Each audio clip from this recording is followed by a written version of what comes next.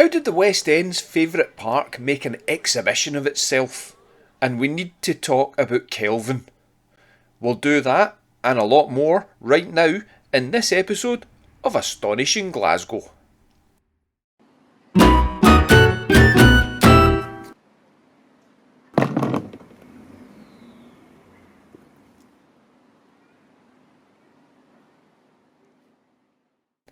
In this episode, I'm going to take a deeper dive into the history of Kelvingrove, the great exhibitions, and the Lord who changed the world.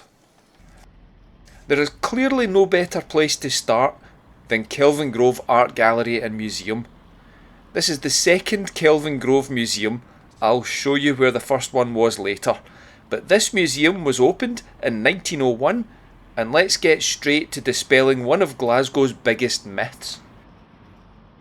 The architect did not throw himself off the tower when he attended the opening ceremony and found out that the building had been built back to front. Although St Mungo would have had a fantastic view if he had.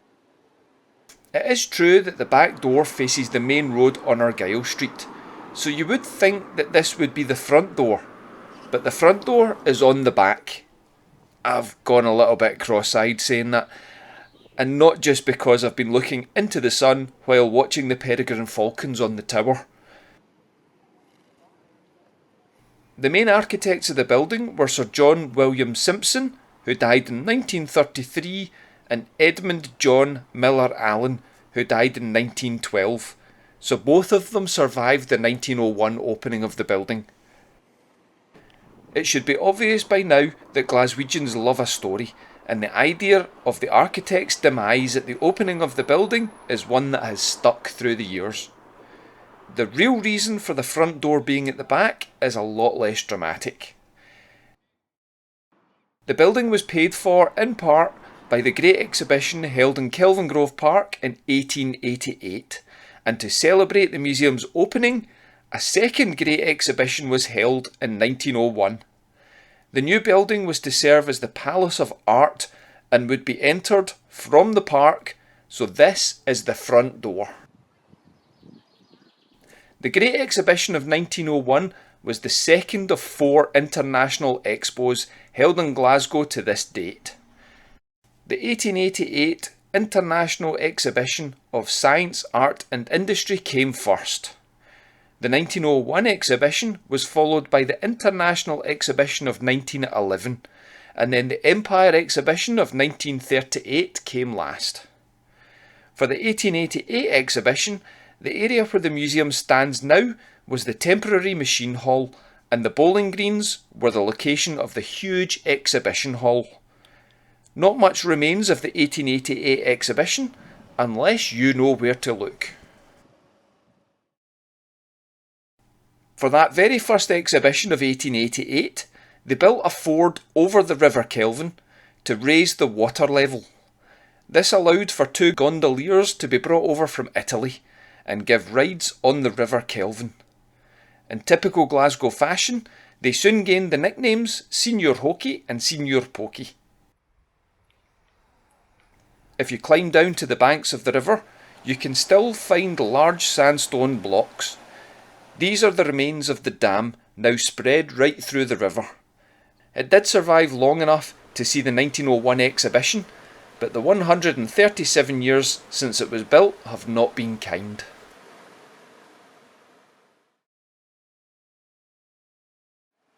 One artefact of the 1888 exhibition that managed to survive was the Dolton Fountain, which now stands outside the People's Palace in the East End, though that too was looking in a very bad way for many years. You can find out more about that in episode 63 of Astonishing Glasgow, where I chart its travels as it moved east across the city. There are not as many photos of the 1888 exhibition as there are of the 1901 exhibition. One of my favourite pictures is of the water chute, built by the Tsar of Russia for the 1901 Expo. The river was much deeper in 1901 thanks to the dam, and this must have been an extreme thrill for top-hatted gents and ladies in 32 layers of clothes, although I hate to think what modern health and safety inspections would have made of it now. One of the downsides of making this episode in summer is the amount of leaves on the trees. I cannot match the locations perfectly, which makes it hard to picture exactly where this structure stood. Thankfully, I photographed these locations about 15 years ago in the middle of winter, so you're about to see snow in a video that I shot on the hottest day of 2025. This was as close as I could get to the exact location when I compiled my photo project 15 years ago. Even without leaves on the trees, it is still hard to picture the location of the Russian restaurant with all the branches and sticks, but you can just make out the university tower over the top of the trees in the winter shots. Another hurdle in this video was all the people enjoying a tap-saff day. I didn't want to look too creepy pointing cameras at them, and to compound problems, they are setting up the arena for the Glasgow Mela Festival. This looks like a normal path through the park, but in 1901 this was the site of the Canadian Pavilion. For this row of trees and the curve in the road, where the tea rooms were on the left and the grand ballroom entrance was on the right. This picture also shows how incredible the main hall was. Apart from the Kelvingrove Museum and Art Gallery, all these buildings were completely temporary. They were built in wood and plaster for the sake of the exhibition and then dismantled afterwards. Astonishingly, it was the Tsar of Russia, Nicholas II, who spent the most money on his 4 Russian pavilions. These cost a total of £30,000 in 1901, which is around 3.6 million in today's money. One exhibit of the exhibition that I would love to have seen, even if there is not a hope in hell's chance I would have gone on it, is the Cable Skyway. Running high above the exhibition and designed to look like a Zeppelin balloon, there is more chance of me drinking water out the Kelvin than riding this contraption. You do get a good view over the park from here, where the boarding station was, or at least you would in the winter without the leaves on the trees. That would explain why this is the vantage point for the painting used in the exhibition brochure. It's still incredible to believe that these were temporary structures. Even the bridges in this picture have been replaced since the exhibition. The building with the green roof in the painting. That was the grand ballroom, which stood right here where the skate park is now. Kids and adults now perform 360 inverted wallies and totally awesome 420 step ladders, dude. But this is where attendees of the exhibition would come to promenade, dance and enjoy live music. It's also the site of the original Kelvingrove Museum. Before I tell you about that, please take 2 seconds to hit the like and subscribe button below. Thank you very much. In 1782, Patrick Colquhoun purchased all this land when he became the Lord Provost of Glasgow. He built his grand mansion right here in the same year, but sold it in 1790 when he moved to London to form the Thames River Police. The house and land was owned by several rich merchants until 1845, when the city of Glasgow purchased the estate to turn the 12 acres into a park. The generous side of me wants to say that the park was being built for the benefit of the public, but the cynical side of me says it was to stop houses being built that would spoil the view from the posh houses up on Park Circus. We do not want to smell the poor. Now that the house was owned by the city, it was extended on its south side by architect John Carrick to allow for its conversion into a museum. The first Kelvingrove Museum opened in 1876 and it proved to be extremely popular. Too popular in fact, which is why by 1888 fundraising had begun to build the new Kelvingrove Museum that we know and love today. Now, just like the 1888 exhibition, very little of the 1901 exhibition still survives. Kelvingrove Museum is the largest relic, and at the opposite end of the size scale are these 2 mock Tudor and red brick houses. Known as the Sunlight Cottages, They were built as an exhibit by Lever Brothers Limited. They show the type of homes that they were providing for their employees at Port Sunlight near Liverpool, and are the only exhibition structures to survive from the 1901 International Exhibition in Glasgow. As I said near the start of this episode, it is the hottest day of 2025 so far. For some reason, I have decided to cycle all the way to the West End. What an Egypt! It is 28 degrees centigrade in Glasgow right now, or 301 Kelvin. The Kelvin scale was first calculated in the 19th century by William Thomson, but William Thomson is better known as Sir William Thomson, the Right Honourable Lord Kelvin, and his statue can be found just off Kelvin Way. William Thomson was born on the 26th of June 1824 in Belfast. His father moved the family to Glasgow in 1832 to continue his work as a professor of mathematics. William's early education was at Glasgow University, and when I say early, he started there aged 10, but only because his father was a professor. He studied for his degree at Cambridge and graduated in 1845. He returned to Glasgow in late 1845 and by 1846 was appointed to the chair of natural philosophy. He was a professor at age 22 in a university where he had studied only a few years before. He thought he was a great professor, but apparently his students had a different opinion. They would often stomp their feet to shut him up. He thought it was a sign of encouragement and that they wanted him to keep going. It was soon decided that he would stop teaching but would stay on at the university as a professor. As well as calculating absolute zero temperature and having the Kelvin scale named in his honour, he was the first scientist to become a lord in 1892. In 1854, he was asked his opinion on the transatlantic communication cable being laid to North America. He told Wildman Whitehouse, the chief electrician of the Atlantic Telegraph Company, that it would never work.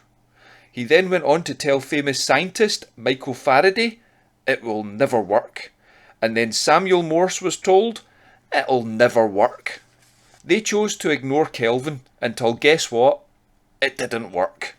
Hello, this is Night Talk. Can you hear me? Over? The expert scientists had no choice but to go back and ask Lord Kelvin for help.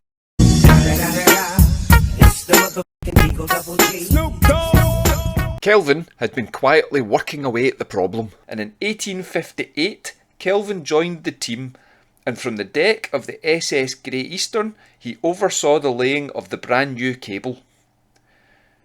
When the new cable was completed in 1866, he installed his own mirror galvanometers and telegraphic siphon equipment, and Kelvin was praised for making the project work.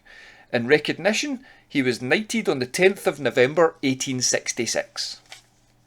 He had many offers of work from universities around the world, but chose to stay in Glasgow.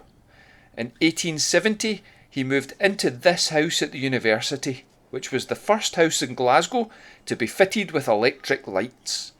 The second building with electric lights?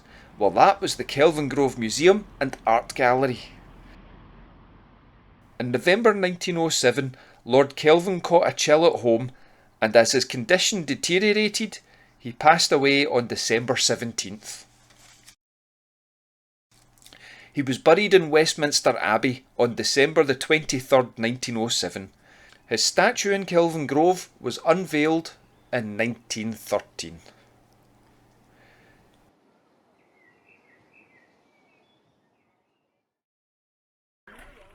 There are a few more features of Kelvingrove Park that I would like to tell you about before I cycle home. The first is the Stuart Memorial Fountain. By 1852, the original 12-acre estate, purchased by the City of Glasgow, had grown to 66 acres of land, ready to be transformed into a public park. Sir Joseph Paxton was commissioned to sculpt the landscape into a grand Victorian pleasure park. Joseph Paxton was more than qualified after designing the Crystal Palace in London in 1851. In Glasgow, he also designed the Botanic Gardens, Queen's Park, and Alexandra Park, but his biggest claim to fame is the last thing you would ever think of. A keen horticulturalist, Joseph Paxton built his own glasshouse in the grounds of Chatsworth House and cultivated the Cavendish banana, the most consumed banana in the Western world. Ring, ring, ring, ring, ring, ring, ring, banana phone. Ding dong, ding dong, ding dong, ding, banana phone. There was to be no glass house at Kelvingrove, but it did still have a centrepiece, and it was this, the Stuart Memorial Fountain. Named after Glasgow Lord Provost Robert Stuart, who was the driving force behind the phenomenal engineering project to bring fresh, clean water to the city from Loch Katrine, around 36 miles away. When Robert Stuart died in 1866, it was agreed a memorial was needed, and a fountain was the most appropriate way to celebrate his achievements. The original plan was to build the fountain on St Enoch's Square in the town centre, but given Robert's involvement in Kelvingrove, a site in the park was selected instead. The design competition attracted 50 entries, but the final design selected was by James Sellers. Unveiled in 1872, the design incorporates wildlife found in Loch Katrine, the source of Glasgow's water, and in sculptures by John Mossman, inspired by Sir Walter Scott's poem The Lady of the Lake. The figure at the top is Ellen Douglas, the main love interest and the title character of the Lady in the Lake poem.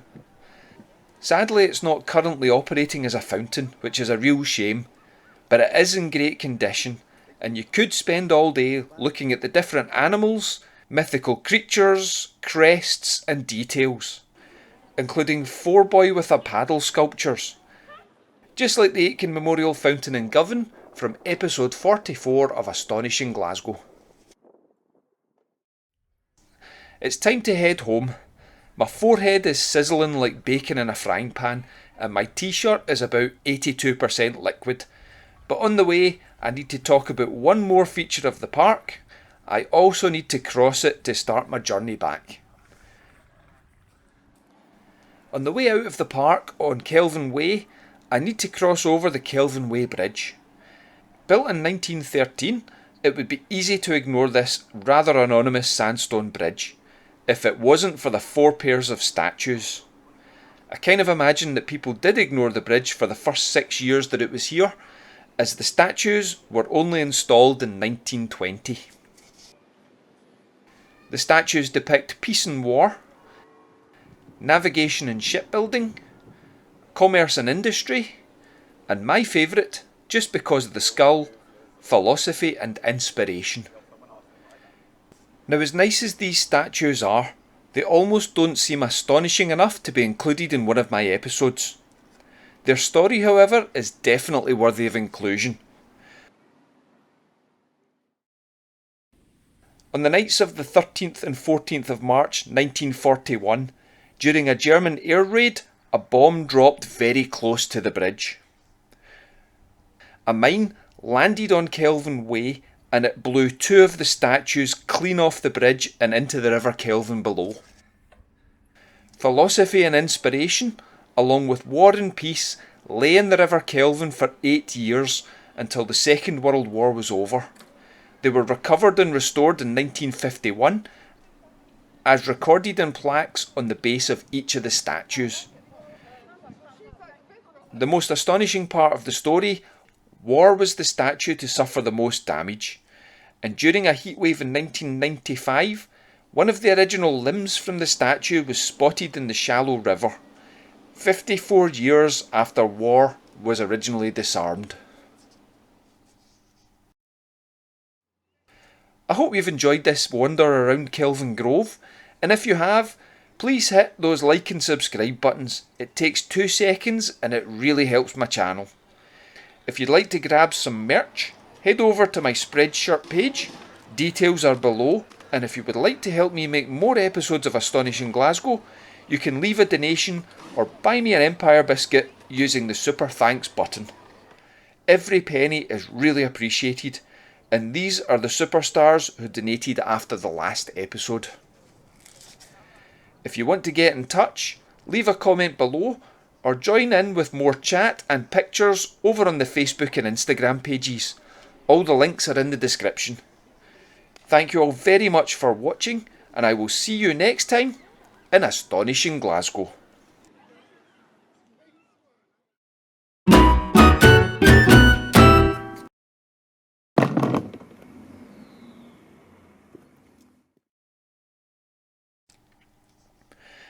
Right, I'm off for a 99 with raspberry sauce and a sit in the shade. See ya!